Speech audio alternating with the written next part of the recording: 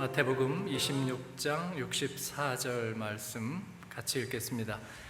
예수께서 이르시되 내가 말하였느니라. 그러나 내가 너희에게 이르노니 이후에 인자가 권능의 우편에 앉아 있는 것과 하늘 구름을 타고 오는 것을 너희가 보리라 하시니. 아멘. 예수님께서 순환당하시고 이제 십자가에 달리시기 전에 대제사장 가야바의 뜰에서 신문을 받으십니다. 네가 그리스도냐? 그렇게 묻고 또 취조를 당하실 때 예수님께서 그러하다고 말씀하십니다. 대제사장이 블라스페미다 그렇게 얘기하죠. 신성모독이다. 왜 그랬느냐 하면은 그들이 보는 예수님은 그냥 초라하고 또 보잘것없는 인간의 모습에 불과했기 때문입니다. 인간은 보잘것없지 않습니다. 우리는 아무리 아름다운 것, 좋은 것을 봐도 자기 자신보다 사랑하지는 않습니다. 늘 약하다고 말하는 자기 자신이 찬양에도 있듯이 나 가진 것 없으나 나 건강하지 못하나 그런 찬양할 때 굉장히 은혜를 받으시죠. 왜냐하면 자기가 얼마나 연약한지를 묵상하면 굉장히 스스로 은혜가 되는, 연약하기 때문에 죽어도 되고 시험당해도 되고 그냥 버림받아도 된다 생각하면 분노하기 시작하죠. 누가? 왜? 나를? 무엇 때문에? 그만큼 자기를 사랑하고, 그래서 우리는 인간을 그렇게 보잘것없이 생각하지는 않습니다. 아니, 오히려 굉장히 생각하죠. 우리가 멋있다, 좋다 하고 얘기하는 것이 있는데요. 오 브리넬리 내 사랑 내 집은 여기지, 우리 집은 스위스랜드 맑은 호숫가, 스위스의 툰제, 브리엔츠제, 또 무슨 제가 있죠? 루체른 호수, 다 멋있는데 왜 멋있을까요? 우리 신혼부부인 우리 강문기 목사님밖에 안 보는데 신혼부부인 분들 보세요. 신혼여행을 갔는데 너무 좋아요. 왜 좋을까요? 옆에 신혼인 짝하고 있으니까 좋은 거예요. 근데 만약에 사별을 했어요. 예를 들자면 어떤 사람이 사별을 해가지고 그 호숫가 앞에 섰어요. 근데 너무 좋아요? 아니, 너무 안 좋아요. 하나도 안 좋아요. 오히려 진짜 안 좋아요. 그래서 우리가 좋다, 말로는 죽기 전에 가봐야 할 것이라고 얘기하지만요, 사실은 그 말은 틀렸어요. 내가 사랑하는 사람과 헤어지기 전에 가봐야 될 것이에요. 그런 줄로 믿습니다. 봐요, 팍 들으시잖아요, 그죠? 그러니까 우리가 약하고 없고 부족하고 그렇다고 하는 우리 자신이 얼마나 중요하다는 것을 알 수 있어요. 그래서 유토피아란 말이죠. 그 연약한 사람이 없는 유토피아는 아무짝에도 쓸모가 없어요. 여러분이 자꾸 암 얘기가 나오니까 이제 줄기세포, 옛날에 약간 거짓말을 했어도 사람들이 억지로라도 믿고 싶어 했던 이유가 뭐냐면, 줄기세포가 마음대로 맞춤형으로 된다면 우리가 암도 극복하고 모든 걸 극복할 수 있겠다고 생각했기 때문이죠. 그렇죠? 그런데 만약에 우리가 그런 식으로 의학이 언젠가 그렇게 될지도 혹시 모르겠지만, 우리 기억도 조작해가지고 말이에요, 성격적으로나 나쁜 기억이나 이런 것들 딱 병원 한번 들어가면 싹 지워주고요. 얼마치 지워드릴까요? 그러면 한 10만 원어치 지워주세요. 그러면 오케이, 15살 때 기억부터 나쁜 기억 골라서 지워드립니다. 혹은 디렉토리로 쫙 구별해가지고 원하는 대로 일단 부정한 관계 기억 싹 지워주세요. 그다음에 돈 빌린 거, 꾼 거 기억 다 지워주세요. 제가 미워했고 나를 미워했던 사람들 기억 다 지워주세요. 예, 그러면 세상이 평화로워지겠죠? 예, 그건 알 수 없습니다. 그래서 치매 상태에 가면 굉장히 상당히 평화로워집니다. 저희 어머님도 일단 기억을 잃으시고 나니까 굉장히 평안해지는 모습을 보였어요. 당연하죠. 나쁜 기억이 안 나니까. 그래도 예수님 믿은 기억은 남아 계시니까 찬양도 따라하고 그렇게 하는데 별로 그렇게 불편한 기색이 많이 없으셔요. 물론 치매 상태에서도 예수님을 안 믿었던 사람들은 막 험한 얘기 이런 쪽으로 많이 나온다고 얘기하니까 다 그런 거는 아니겠습니다만은 어쨌든 나쁜 기억이 좀 지워지면 그러면 여러분은 모두 다 조속히 치매에 들어가시기를 축원합니다. 그건 원하시지 않죠. 내가 좀 못된 대로 있더라도 여러분이 좀 나쁜 기억을 가지고 있더라도 좀 여러분 좀 못됐잖아요, 그죠? 네. 그대로 있더라도 그냥 기억이 있는 편이 낫죠. 예. 좀 뭐 노르웨이, 스위스, 스페인 아니면 어디 뭐 태국, 알래스카, 로키 산맥 그 멋있는데 다 보지 않아도 좋으니까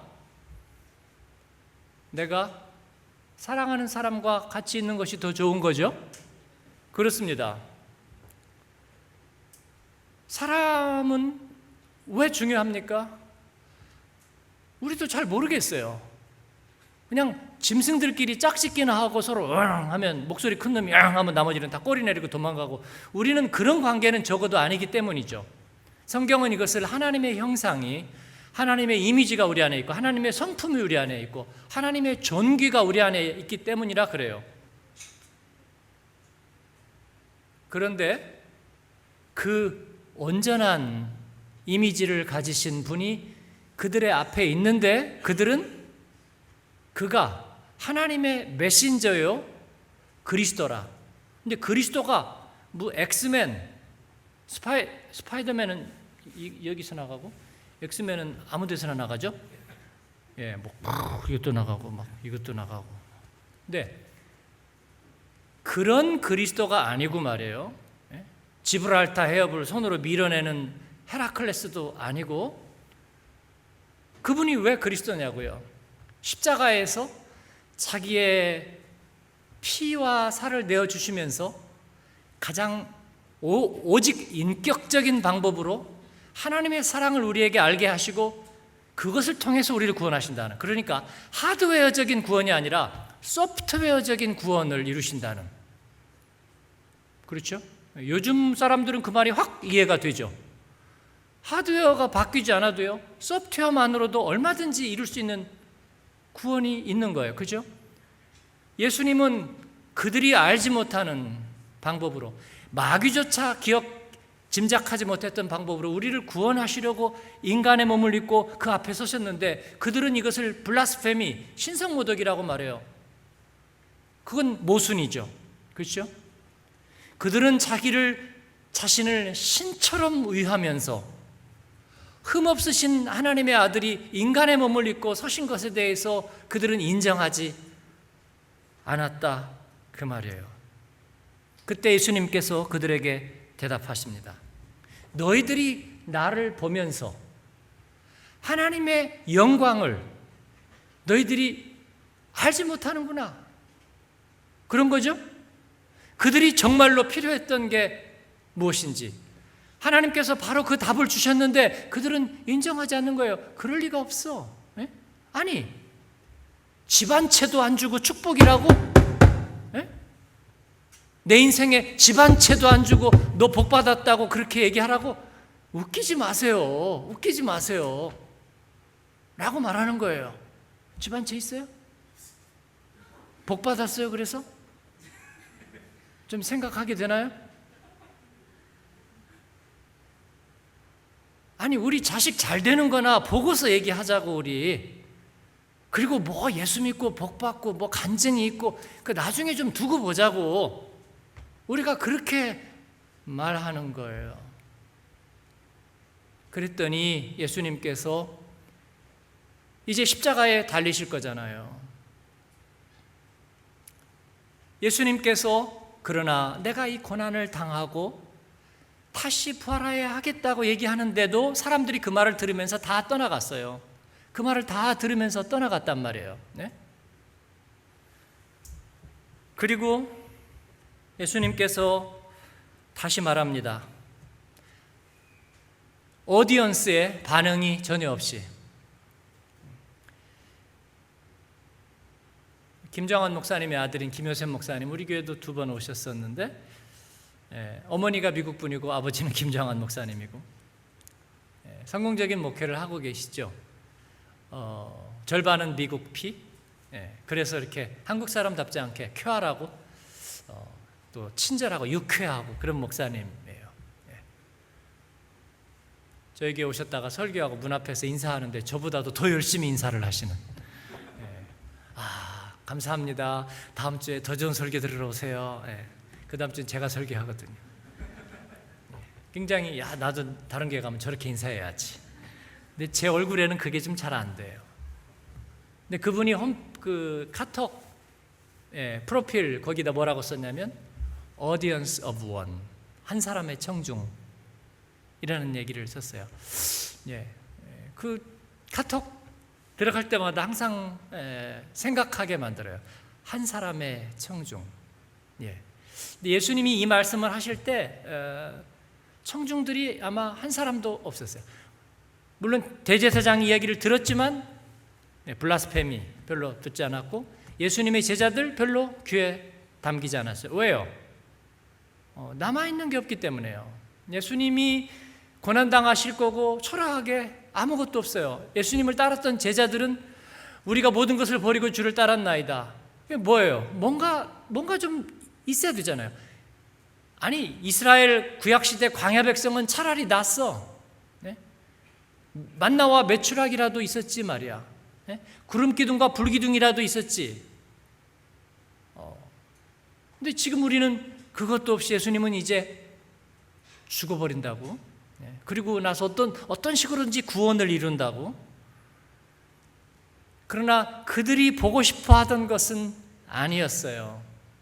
눈앞에서 예수님을 보고 있지만 그들은 아무것도 보지 못했습니다. 아무것도 보지 못했어요. 그런데 예수님은 너희가 보리라고 얘기하고 있는 거예요. 지금 있는데도 보지 못하는 그들에게 너희가 보리라. 이 말씀이 무슨 뜻일까? 이후에 인자가 권능의 우편에 앉아 있는 것과 하늘 구름을 타고 오는 것을 너희가 보리라.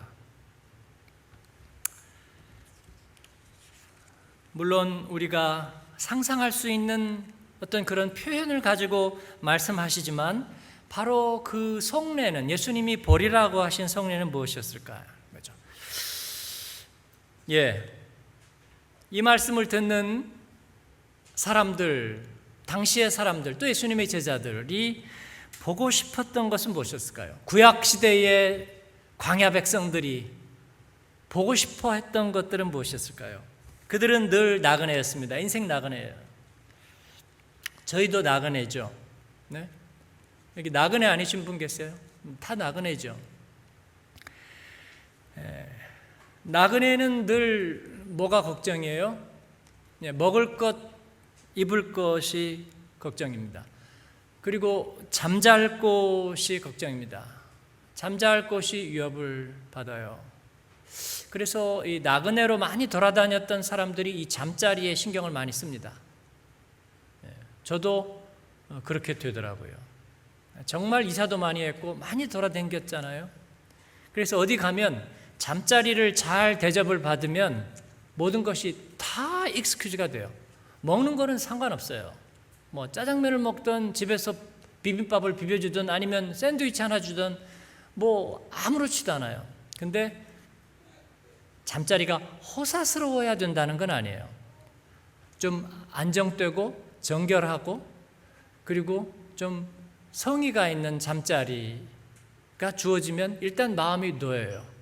물론 단기 선교 가면 막 잘 겁니다. 그러려고 가니까 나그네의 습성이에요. 나그네의 습성. 그들은 언제나 그런 위협을 받았고 생존과 평안이 보장되지 않았어요. 그래서 그들이 보고 싶었던 것은 뭐냐면요, 안정된 먹거리, 그리고 철을 따라 추위에 또 더위에 시달리지 않고 질병에 걸리지 않을 이불거리, 그리고 발 뻗고 머리 놓일 잠자리, 생존과 평안이었습니다. 그런데 보장이 그게 안 되네요. 그게 보장이 안 돼요. 나그네 된 삶에 그게 보장이 안 되는 거예요. 그래서 그들은 늘 아쉬웠습니다. 예수님의 제자들도 크게 다를 것은 없어요. 언제쯤에야 우리는 한 군데다가 호적을 두고 살 수 있을까요? 그들은 그게 주님이 이스라엘 나라를 회복하실 때가 이때쯤입니까? 그들이 묻는 그 속내는 제가 인생을 살다 보니까 다른 게 하나도 없어요. 제가 여기서 끝까지 살게 될까요? 아니면 다른 데로 가게 될까요?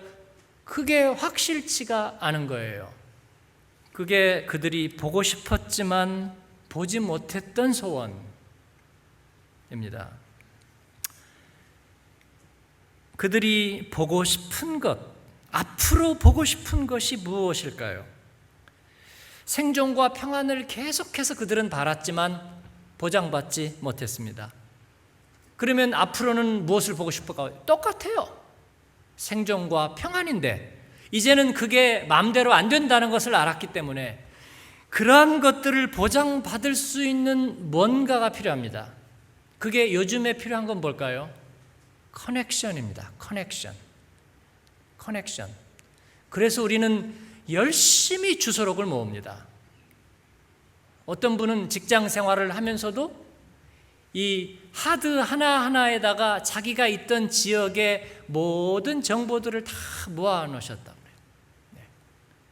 커넥션이 생명이에요. 좋은 네트워크가 생명입니다. 관시가 중요하고요. 그리고 생존과 평안을 위한 컨트롤 장치가 굉장히 중요합니다. 저는 무지해서 그런지 아니면 사회성이 부족한지 저는 이런 부분에 그렇게 중요성을 못 느끼고 살았고 또 그렇게 비중을 두지 않는다고 생각을 했어요. 목회하면서 열심히 또 함께 믿음 생활하고 기도하고 가르치고 상담하기도 하고 성도들에게 그러면서도 굉장히 애정을 쏟았습니다. 그렇죠?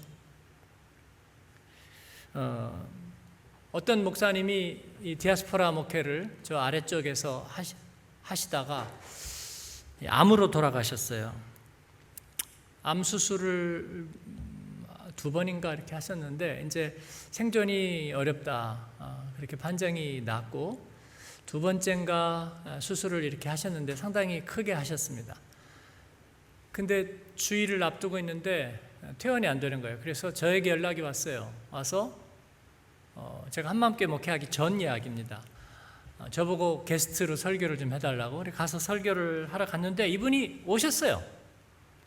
퇴원이 안 된다고 그랬는데 미리 퇴원을 해가지고 오셨는데 몸이 말이 아니죠.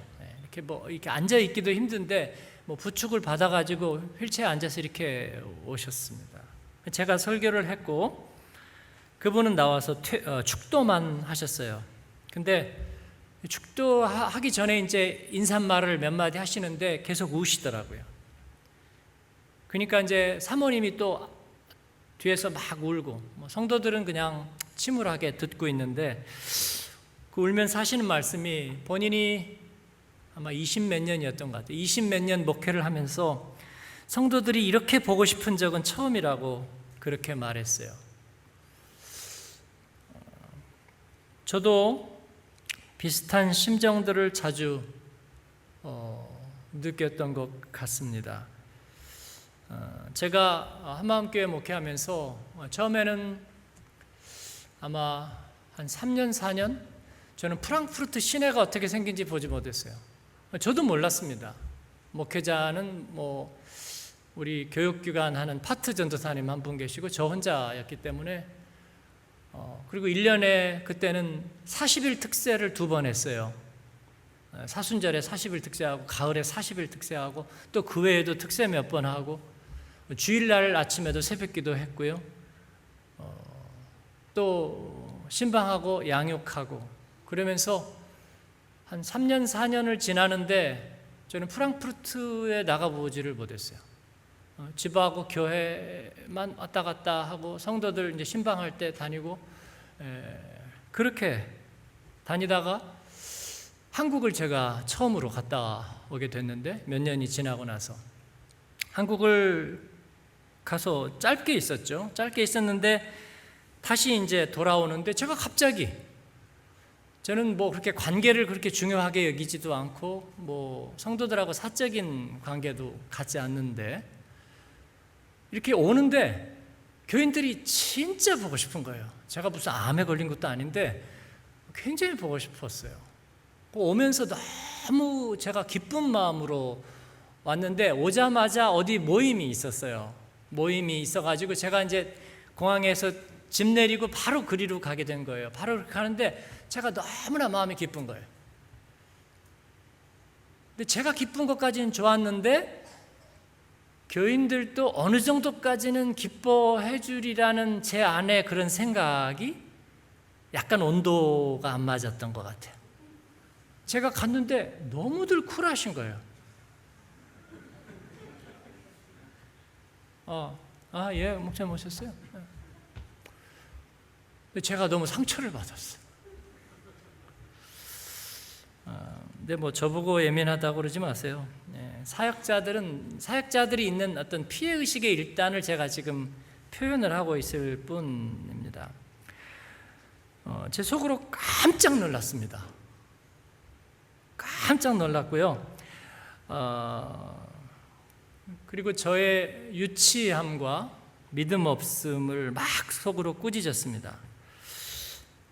신앙적인 커넥션, 그것은 아마도 어디까지는 세상적인 거예요. 우리 거기에 대해서 좀 실망하게 될 겁니다.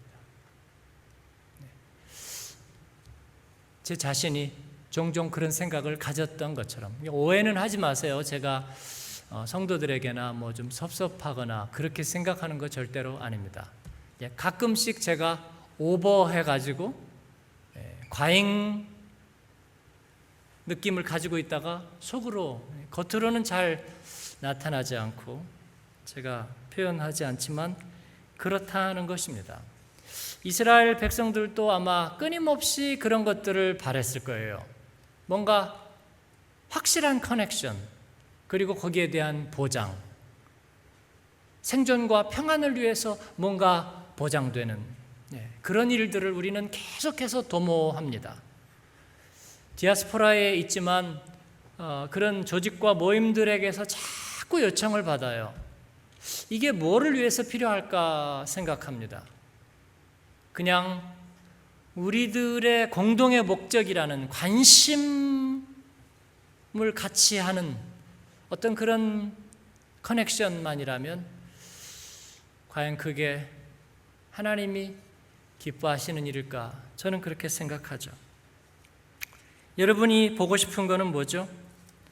어린 시절에는 빨리 자라고 싶었습니다. 왜냐하면 언제나 월요일이면 학교 가서 숙제 검사 받아야 되고요. 또 그 다음에 월말에는 시험 보고, 기말에 시험 보고, 방학 되면 방학 숙제 내야 되고, 그 성장통, 봄이 되면 봄을 타야 되는, 이제 어른이 되면 내가 스스로 결정하고 내가 스스로 서는, 예측할 수 없는 삶에서 좀 자유하고 근심 없는 삶이 오지 않을까. 취미생활도 하고 여행도 하고 내 집도 가꾸고 파트너도 만나고 직업의 만족도 가지고, 그러나 여러분, 그런 것들은 만족되지 않았습니다. 어느 정도 이루었다 할 수 있겠지만 만족하는 사람은 하나도 없어 보입니다. 입으로는 물론 이 정도면 만족합니다 얘기하지만 하루아침에 깨어져 버립니다. 옛날에 바나나가 한국에서 정말 비쌌던 시절이 있었죠. 저희가 올해 결혼이 30주년인데 30년 전 10월 어느 날 우리가 결혼을 했습니다. 그리고 그 가기 힘들다던 제주도로 신혼여행, 아니 아무나 가던 제주도로 신혼여행을 갔습니다. 갔더니 그 바나나를 거기서 이제 재배해서 팔잖아요.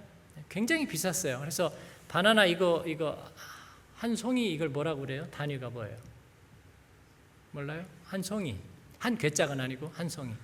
그게 25,000원이었습니다. 근데 저희 어머니가 30년 전에 저희 어머니가 바나나 굉장히 좋아하셨거든요. 그래서 제가 신혼여행 선물로 바나나 하나를 샀습니다. 해가지고 엄청나게 좋은 상자에 포장해가지고요, 어머니 갖다 드리니까 이 비싼 거를, 그러면서 너무 좋아하셨어요. 30년 전에 25,000원이면 싼 거는 아니죠? 그렇습니다. 근데 어느 날 바나나가 수입됐습니다. 정말 싸졌어요. 종로 행길가에 가면은 좌판에 먼지 쌓인 바나나들이 수없이 놓여져 있었고 500원만 줘도 그때 하여튼 한 개 이상 먹었던 것 같아요. 500원 주면 한 개 이상 먹었던 것 같습니다. 그러나 그걸 두고 Wunsch ist erfüllt, 꿈이 이루어졌다 그렇게 말하는 사람은 제가 보지 못했습니다. 지나간 것은 지나간 거였어요. 우리는 뭐를 보고 싶어 했을까요? 지나고 나서 생각합니다. 우리가 보고 싶어 했던 것들은 아무것도 없었다고요. 왜냐하면 그걸로 해서 만족하고 행복하지 못했는데 도대체 뭘 보고 싶어 했던 거죠? 집 있으면 좋겠다. 집 있어요. 근데 만족하지 않아요. 만족하지 않아. 우리가 앞으로 보고 싶은 것은 뭘까요? 글쎄요, 우리가 사실은 보고 싶었던 게 없었던 것 같아요. 우리가 원했던 것들은 결국은 만족이 안 되었습니다. 자녀를 그렇게 원했는데 자녀로 인해서 눈물은 많이 흘렸지만 잘 키웠느냐고, 정말 만족하느냐고. 글쎄요, 굉장히 조심스럽습니다. 감사하지요. 그러나 내가 좋은 부모였느냐고, 만족스럽냐고. 몇 사람이 누가 거기에 대해서 예라고 대답할지 모르겠습니다. 말씀대로 이루어지는 것을 보고 싶으세요? 글쎄요. 우리는 기도가 응답되는 것을 보고 싶습니다. 아이들이 잘 되는 것을 보고 싶습니다. 우리의 미래가 평안하고 자유하고 그리고 행복한 모습을 보고 싶습니다. 그러나 하나님은 그것을 잘 허락하시지 않는 것 같습니다. 나그네 된 사람들에게 나그네의 삶을 떼어주지 않으셨어요. 구약 성경에도 보면 그들은 계속 나그네였습니다. 베드로 사도도 너희가 나그네와 행인이라고 그렇게 말하고 있습니다. 저와 여러분의 삶에서도 역시 그렇습니다.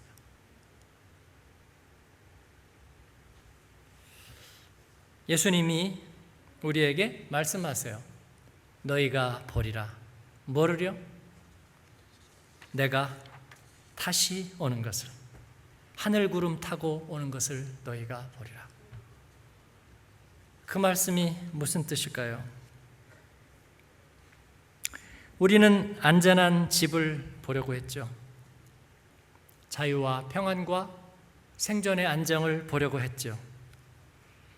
먹을 것과 마실 것과 입을 것을 보려고 했죠. 그래서 주님을 떠나갔습니다. 예수님을 떠나간 제자들처럼 떠나갔어요.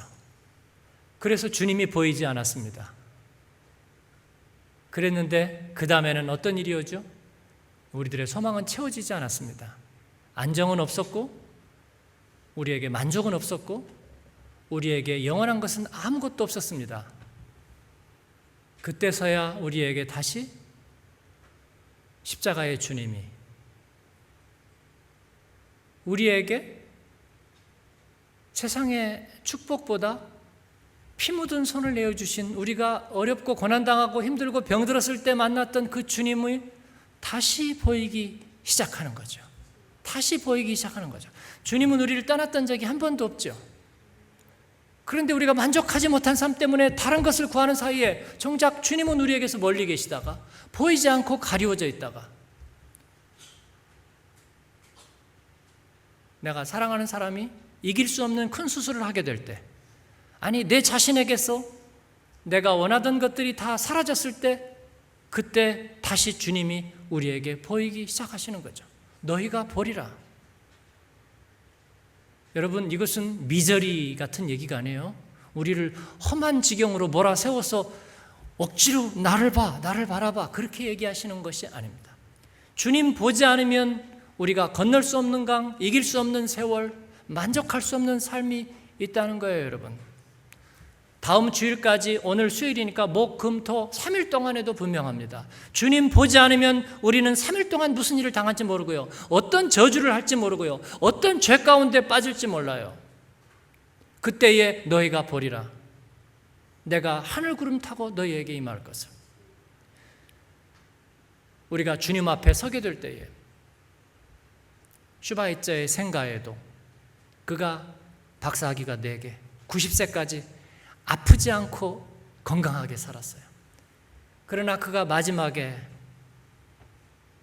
어떻게 갔습니까? 돋보기 하나, 성경책 하나, 나머지는 없었어요. 필요가 없었습니다. 그때 주님을 보게 될 것입니다. 사랑하는 여러분, 우리가 주님 보지 않으면 우리는 이 세상을 이겨낼 수 없고 만족할 수도 없습니다. 안 봐도 괜찮습니다. 그러나 그 순간이 올 때 우리는 주님을 보게 될 것입니다. 왜냐하면 주님 외에 그와 같은 분이 없으시기 때문입니다. 만족스러운 삶을 원했지만 나중에는 다 그거 필요 없다고 말할 거예요. 우리 다 그거 필요 없어요. 이제는요. 이제 필요 없어요. 집도 필요 없어요. 저 오래 살지도 못해요. 그러니까 제가 주님을 원합니다. 우리가 이제 그렇게 말할 거예요. 그죠? 이제 주님이 그렇게 말할 거라고요. 병원에 수술을 했는데 내가 만약에 살지 못한다면 이제는 약 필요 없어요. 사랑하는 사람의 손길이 필요하다고. 그렇잖아요. 주님은 우리에게 다시 오실 것입니다. 목자 되신 주님, 은혜 구한 내게 은혜의 주님이, 믿음을 구한 내게 믿음의 주님이, 은사 구한 내게 은사의 주님이, 응답을 구한 내게 응답을 주시는 주님이 우리에게 오실 것이고, 그리고 우리가 그분을 보게 될 거라는, 이 말씀이 얼마나 위로가 되는 말씀인지 모르겠습니다. 얼마나 우리에게 힘과 능력이 되신 말씀인지 모르겠습니다. 우리에게 그런 주님이 계셨다는 사실을 우리가 잊고 있었던 어리석음과 미련함과, 그리고도 여전히 세상의 인정과 헛된 것에 우리의 마음을 두고 만족하지 못하는 삶을 사는 우리가 그 주님 앞에서 죄송스럽습니다. 너희가 보리라. 주님, 이 약속에 감사를 드립니다. 오늘 저녁에도 내일 아침에도 너희가 보리라. 뭐에 그래 실망했다고, 이야 어떻게 그럴 수가 있느냐고, 나를 이렇게 알아주지 않을 수가 있느냐고, 믿고 살았는데 정말 남은 것도 없네 라고 얘기하는 우리의 그 미련함을 넘고 바로 그 하늘 구름 너머에서 주님께서 너희에게 오시리라. 너희가 보리라. 십자가의 주님, 그 주님을 보리라. 주님 그 말씀대로 이루어지기를 바랍니다. 주님 보지 못했던 나를 용서해 주시고, 주님 아니면 이룰 수 없는 평안을 누리게 하여 주시고, 내 나그네의 인생은 아마도 계속될 겁니다. 그러나 내가 주님을 보겠습니다. 주님과 함께 동행하겠습니다. 그 은혜가 여러분에게 있으시기를 축원합니다. 아멘.